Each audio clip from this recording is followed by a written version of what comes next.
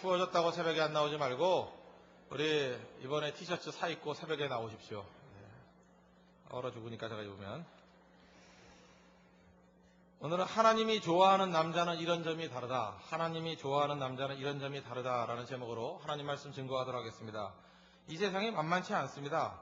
우리 학교에서 공부하는 사람들, 학교에서 생각하는 것만큼 사회의 초년병을 환영해주는 사회가 아닙니다. 그 세상이 녹록치 않습니다. 초년병이라고 해서 봐주느냐? 절대로 봐주지 않습니다.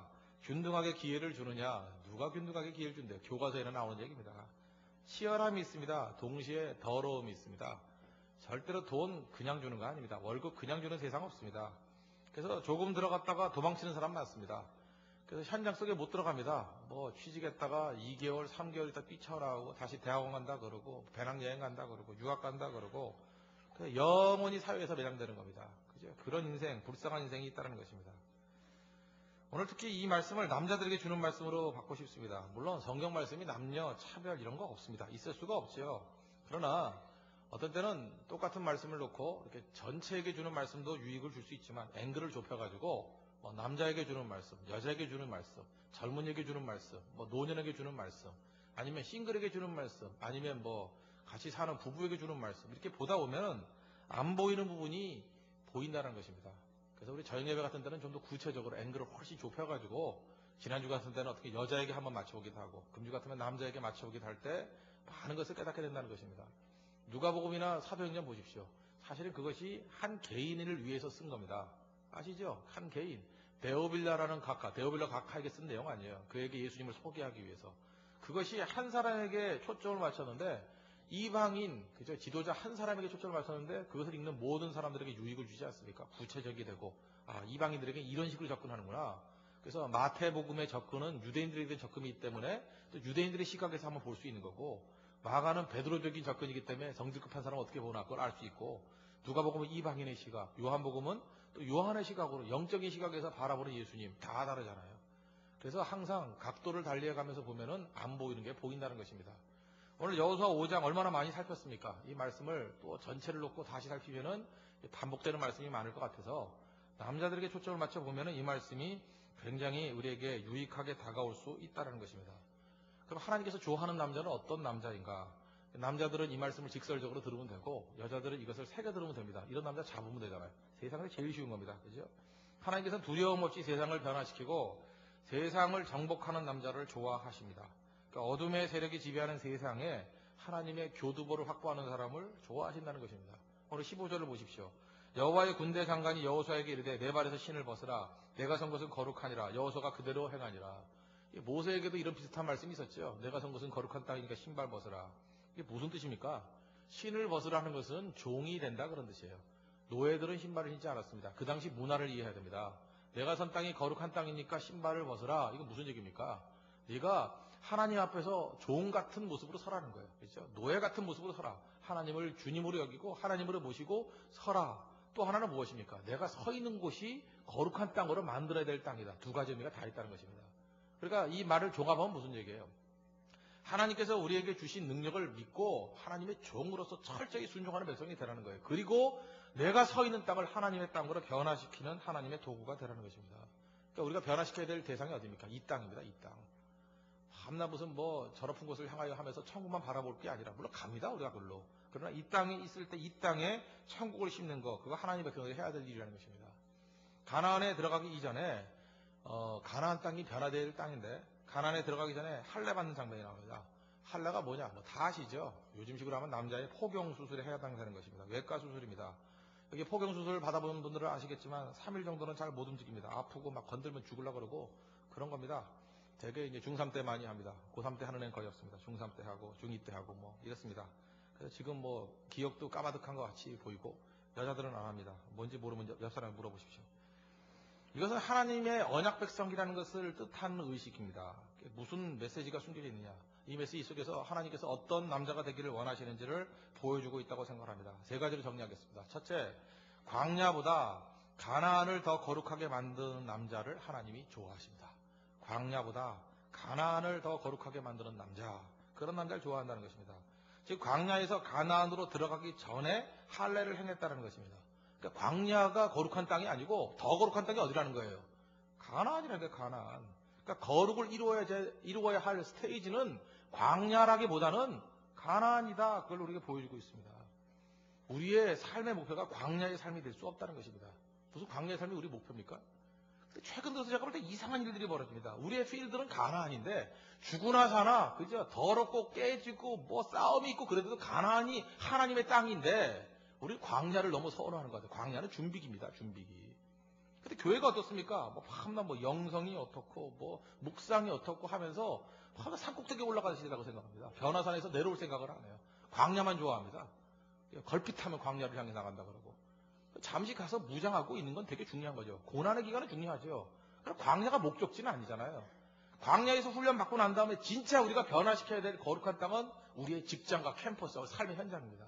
삶의 현장을 무시하고 어디로 가자는 거예요? 다 버리고 광야 갈 것입니까? 광야로 가자. 이것은 한순간의 메시지는 될 수 있을지는 모르지만 주류 메시지는 될 수 없다는 것입니다. 우리의 필드는 광야 아닙니다. 가나안이에요. 가나안. 그러므로 영성 이런 거 너무 속지 마십시오. 묵상 이런 거 속지 마십시오. 도피적인 말씀들에 너무 속지 마십시오. 수양으로서는 의미가 있을지는 모르지만 우리가 서 있어야 될 땅은 어디입니까? 냄새나는 현장이에요. 외양간에서 소를 키우면 냄새납니다. 더럽습니다. 왜 더럽냐고 말하는 건 의미가 없습니다. 얼마나 소를 키워내느냐 그게 더 중요한 거죠. 외양간은 반드시 더럽게 되어 있습니다. 교회는 더럽습니다. 교회는 더러울 수밖에 없어요. 뭐 별의별 사람 다 모였잖아요. 초신자도 오고 오래된 사람도 오고 뭐 믿다가 옮긴 사람도 오고 싸우다 온 사람도 있고 성격 더러운 놈들이 있고 다 있잖아요. 이게. 그러니까 더럽습니다. 교회가 왜 더럽지 않아요? 더러운 곳인데 그것에 하나님의 말씀이 증거되어가지고 그들을 변화시키고 양육하고 하나님 백성을 변화시키는 과정을 겪는 곳 그게 교회입니다. 그래서 교회를 뭐 더럽다 깨끗하다 이렇게 따지는 건 의미가 없어요. 얼마나 변화시키느냐 트랜스포밍 파워가 있느냐 그게 중요한 거죠.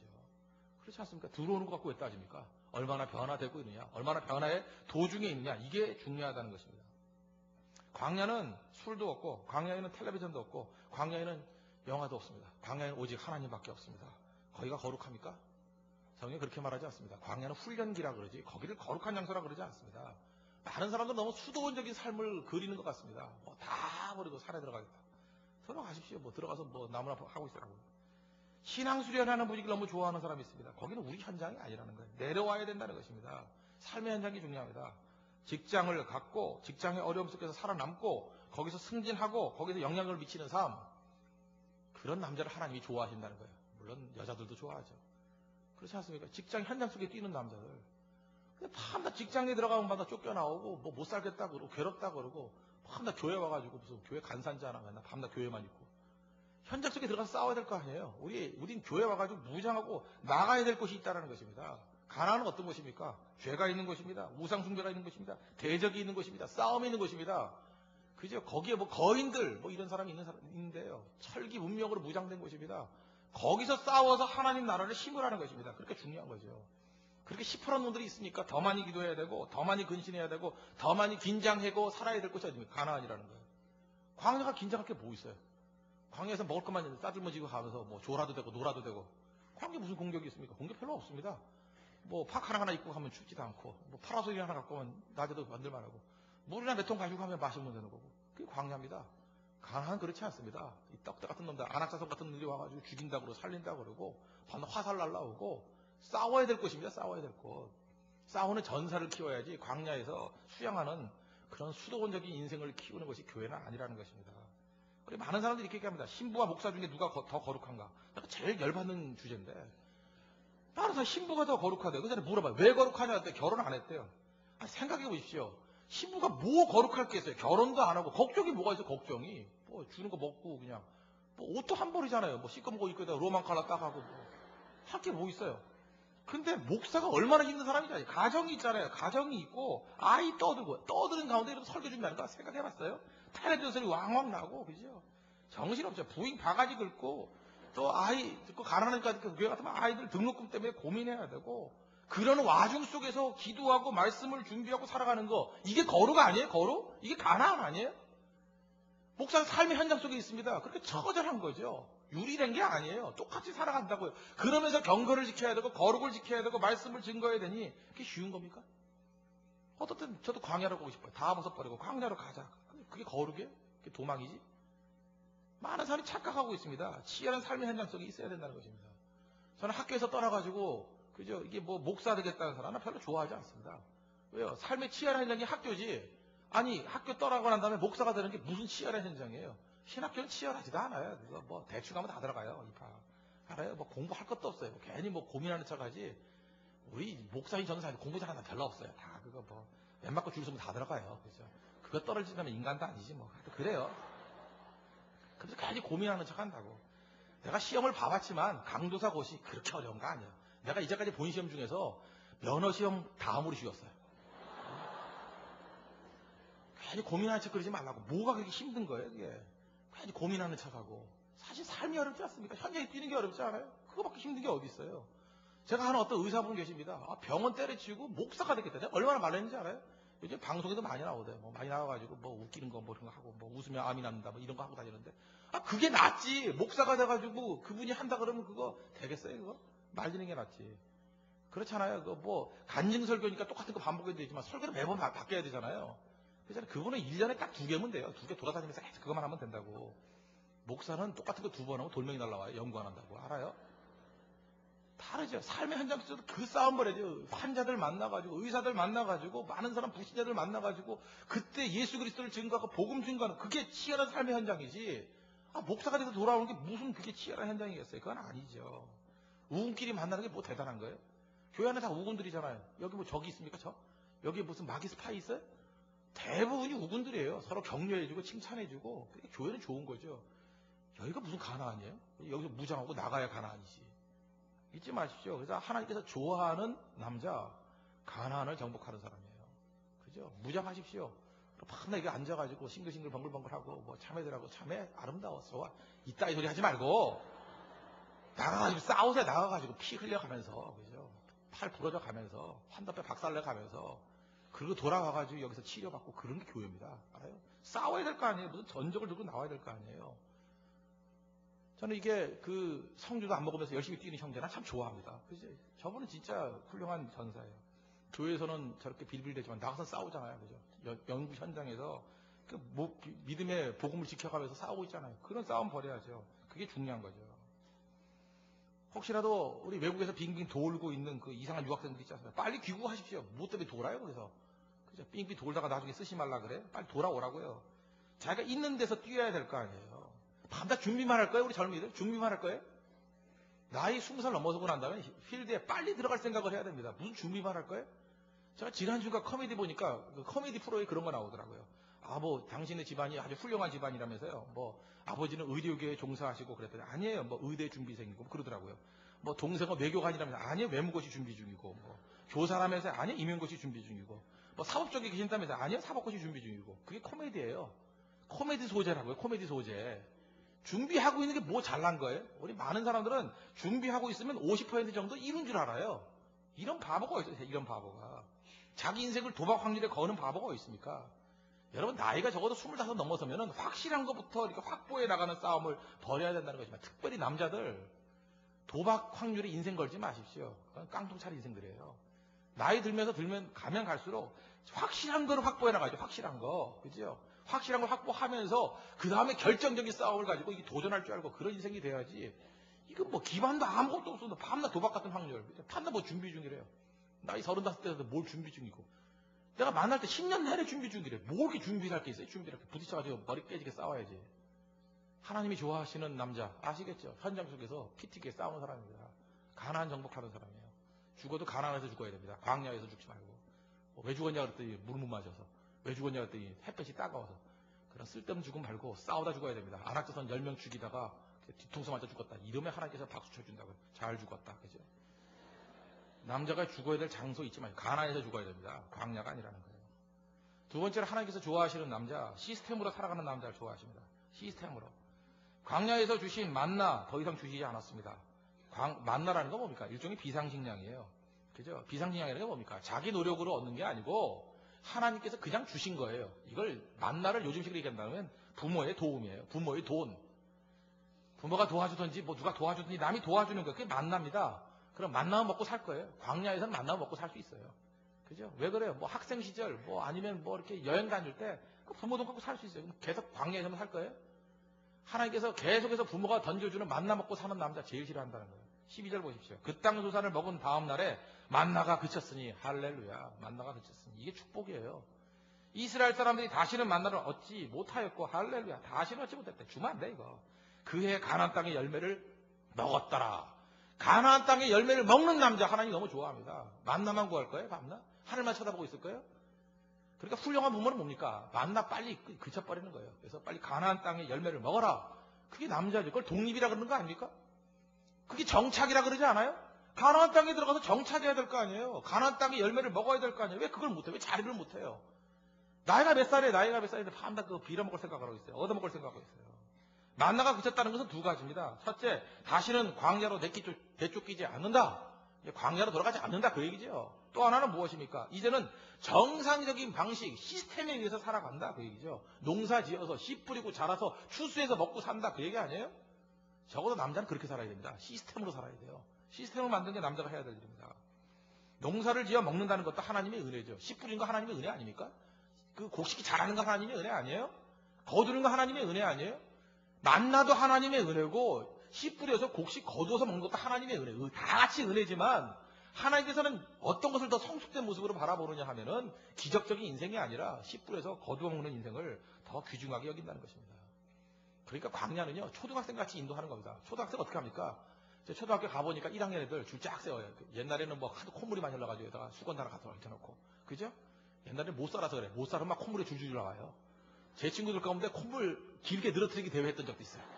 딱 이렇게 30cm 늘어뜨다가 잡아당기면 쑥 들어가고 쑥 들어가고. 참, 그때는 놀 게 없어가지고 그거 했습니다. 누가 콧물 긴가. 영양이 부족하면 콧물이 막 줄줄 나와요. 메가리가 없어가지고 몸이 알아요? 근데 저는 콧물이 안 나왔다는 거 아니에요. 이상하죠. 콧물이 나오는데 나는 끈기가 없어가지고 뭐 뚝뚝 떨어져 버리는데 걔네들의 그 접착력이란 건 대단해요. 이게 아주 질겨가지고 거기 무슨 명주실을 넣어놨는지 모르겠어요. 30대 축 늘어졌다가 훅 하면 싹 올라가고. 와, 그 대단한 애들. 그런 애들 선생님이 데리고 다닐 때 어떻게 데려갑니까? 줄 세워서 하나 둘 셋 넷 하나 둘 셋 넷 그리고 줄 세워갔어요. 그죠? 선생님이 앞에 서고 그 앞에 선생님이 뭐예요? 그게 불기둥이에요. 앞에 선생님이 뭐예요? 그게 구름기둥이라고. 밤에는 어디 딴 데 못 갈까봐 불기둥으로 보호해 주시고 낮에는 딴 길로 갈까봐 구름기둥으로 서요. 선생님 세워주니까 선생님. 그럼 불기둥과 구름기둥으로 인도한 게 그게 잘난 인생이에요? 초등학생이라는 얘기지. 이제 가나안에 들어와서는 불기둥이 있습니까 없습니까? 없어요. 구름기둥이 있어요 없어요? 없어요. 이제 대학생이거든. 대학생 되고 난 다음에 불기둥과 구름기둥으로 인도하는 게 아니라 그들에게 율법을 줬습니다. 율법이 뭐예요? 원리예요 원리. 이제는 그 가슴 속에 있는 율법의 원리를 갖고 살라는 거지 눈에 보이는 불기둥과 구름기둥을 살라는 얘기가 아니라는 거예요. 더 강력한 말씀이죠. 원리에 의해서 살아가는 거. 생각하라는 거예요. 이제 판단하라는 것입니다. 그래서 지혜로운 남자, 훌륭한 남자, 하나님이 좋아하는 남자는 뭔지 아십니까? 원리에 의해서 사는 남자예요. 어떤 얘기를 딱 하면 우리 아까도 젊은 예배 때 설교를 했습니다. 그런 설교를 딱 듣고 난 다음에 두 마음 부으면 안 되는구나. 모든 게 다 싱글 포커스구나. 이렇게 원리를 발견하는 거. 어쨌든 무슨 판단을 하든지 간에 절대 마음이 나누어지면 안 되는구나 하는 그 원리를 중심으로 살아가는 사람은 그 설교 하나를 듣고도요. 적용은 10가지, 20가지 적용할 수 있어요. 그게 능력 있는 남자죠. 그게 리더라 그러지 않아요? 그런 남자를 하나님께서 기뻐하신다는 거예요. 바보들이죠, 바보들. 그러니까 뭐 가르쳐주는 그거밖에 몰라요. 줄 서 그러면 줄 딱 서 있고, 따라와 그러면 따라가고, 서 그러면 서고. 그걸로 만족할 수 있습니까?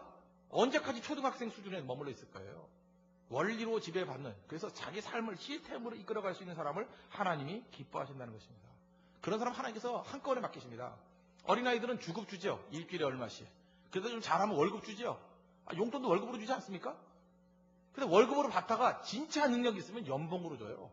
연봉으로 주면은 우리 보통 사람들 미성숙한 사람 연봉 못 줘요. 연봉 주면 그거 갖고 며칠 석 달 만에 다 써버리고 굶고 있다고. 그런 미숙한 인생들은 많이 못 맡기는 거라고. 여러분 이렇게 생각하죠. 왜 하나님 왜 나에게 많은 걸 안 맡기십니까? 왜 쟤는 많이 맡기고 왜 나한테 안 맡기십니까? 몰라서 물어요? 몰라서?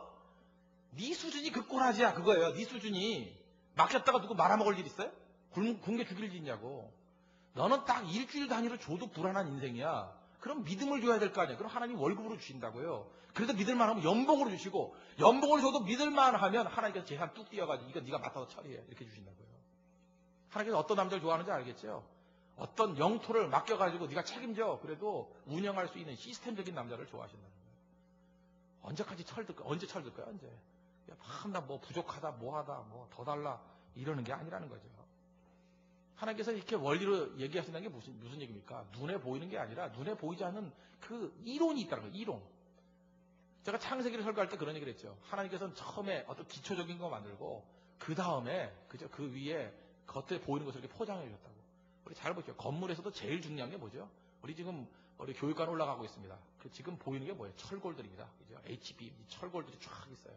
사실 건물 지을 때 제일 중요한 건 철골이에요. 근데 다 짓고 나면 철골 위에 뭘 발라요? 시멘트를 바르고. 시멘트 위에 뭘 발라요? 뭐 이렇게 페인트 칠을 하든지 벽지를 발라버리잖아요. 그 마지막에 가면 뭐만 보여요? 벽지만 보인다고. 그럼 여러분들이 이 교회는 벽지를 만든 교회다 이렇게 생각할 수 있어요? 눈에 보이는 건 벽지지만 실제적으로 그 건물을 유지하고 있는 건 뭐예요?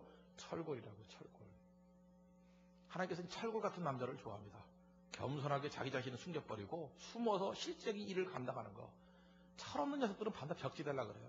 내가 얼마나 좋은 벽지인지 알아? 그러고 난 꽃무늬야. 뭐 너는 무슨 무늬니? 그러고 그냥 문대버려야 될 것 같다. 무늬 할 때. 하나님께서 그런 남자 진짜 싫어한다는 거예요. 그래서 하나님 앞에서 우리 가장 이렇게 철골 같은 역할을 하십시오. 좀 대가 있어야 됩니다. 작은 거 아무것도 아닌 것 같고 막 흐느끼고 괴로워하고 항의하고 이러지 말고 숨기십시오. 그래서 철골 같은 역할을 감당하는 시스템에서 원리에서 움직여 갈 수 있는 그런 인생이 되라는 거예요. 치졸한 인생 될 것이 아니라 하나님께서 인도하시는 그 거룩한 길을 걸어갈 수 있는 하나님의 거룩한 종들 되길 바랍니다. 세 번째로 하나님께서 좋아하는 남자, 하나님만 의지하는 남자 정말 좋아합니다. 믿음 있는 남자 정말 좋아한다는 거예요. 믿음의 원리가 작용하는 남자입니다. 배짱이라는 건 어디서 나오는지 아십니까? 남자가 매력 있는 남자가 누구예요? 여자들 한번 생각해봐요. 배짱 있는 남자 아니에요? 배짱이 어디서 나옵니까? 배짱에서 나오는 게 아니에요. 믿음에서 나와요. 믿음에서. 사소한 일에 두려움이 없고 소심함이 없는 남자가 어디서 나와요? 하나님을 믿고 의지하기 때문에 나오는 거라고요. 하나님을 믿고 의지하기 때문에. 그래서 최고의 매력 있는 남자는 누군지 아십니까? 최고의 좋은 남자는 뭔지 알아요? 믿음 있는 남자예요. 왜 하나님께서 하나님의 백성의 표시를 생식기에 뒀을까요? 그 이유를 아시겠어요? 뭐 어떤 사람은 여러 가지 설명을 합니다. 뭐 성생활에 도움이 된다. 그래서 유태인들은요, 남자들이 그 할례를 다 받았기 때문에 여자 자궁암이 거의 없대요. 자궁암이 거의 없대요. 그래서 뭐 그 할례를 뭐 이 포경 수술을 뭐 강조하는 사람 그런 얘기를 많이 합니다. 그러나 또 어떤 사람은 이런 식의 얘기합니다. 유대인들이 할례를 받았는데 이방 여인하고 외도를 하면 당신 유대인이군요. 이렇게 하면 그 얼굴 팔리잖아요. 그죠? 그래서 그렇게 못하도록 거기다 했다. 그런 얘기도 있는데 제가 볼 때 그런 거 다 아니에요. 제일 정답에 가까운 건 뭐냐면 자랑하지 못하게. 하나님은 자랑하는 꼴을 못 보거든요. 자랑하지 못하게. 그럼 어떻게 자랑해요? 나 유대인이다. 그렇게 자랑하면 바바리맨이지. 어떻게 자랑해 그걸? 자랑하지 못하도록. 그래서 자랑하지 못하면 나중에 뭐라 그래? 육체의 할례가 아니라 어디다라고 할례는 마음에다 할지니 마음에다. 신약 보면 그러잖아요. 마음에다 할지니. 할례는 뭐냐면 하나님 백성의 뜻이 남에게 자랑할 문제가 아니라는 거예요. 그죠? 하나님과 나 사이의 관계죠. 하나님과 나 사이의 계약이고. 이거 누가 어떻게 뻑일 거예요? 진짜 훌륭한 남자는 하나님이 좋아하는 남자는 뭔지 아십니까? 하나님과 그 사람만의 비밀이 있는 남자예요. 하나님과 그 사람과의 약속이 있는 남자. 하나님과 그 사람과의 그 헌신이 있는 남자. 그죠? 그게 멋진 거 아닙니까? 하나님께서 그런 남자를 귀중하게 여기신다는 것입니다. 믿음이죠, 믿음. 그래서 믿음 없는 사람이 볼 때는 상상도 못할 일을 믿음 가진 사람은 해낸다는 것입니다. 여기 보니까 할례를 할 때 뭐로 했냐? 부싯돌로 했대요. 여기서 알 수 있는 건 뭐죠? 부싯돌로 했다. 일단 할례를 받으면 3, 4일 동안 움직이지 못합니다. 광야지대에서 적의 공격을 받으면 어째요? 다 죽는 거죠. 그런데 하나님 명령하에 한다는 건 뭐예요? 믿음이 있었다는 얘기죠. 적군의 공격보다 더 믿는 게 뭐예요? 하나님의 말씀을 믿었다는 거예요. 주님이 하라 그랬으니까. 무조건 이렇게 하라는 게 아니고 하나님이 하라 그랬으니까 그걸 믿었다라는 거예요. 부싯돌로 했다는 얘기는 뭡니까? 이 당시에 그 이스라엘의 문명은 청동기 이하 문명이에요. 맞죠? 다윗 때 가서도 칼이 없었죠? 다윗 때 가서도 죽창 들고 다녔잖아요, 걔네들. 그죠? 그때 뭐 요나단하고 사울왕만 칼이 있었다면서요. 그 칼도 청동기 칼인지 철제 칼인지 모르겠어요. 하여튼 청동기쯤 되는 칼 같아요. 나머지 칼이 없었어요. 그러니까 이 당시 문명에는 부싯돌 문명이니까 뭐예요? 철기 못 썼다고. 금속 문명이 아니었던 것 같아요.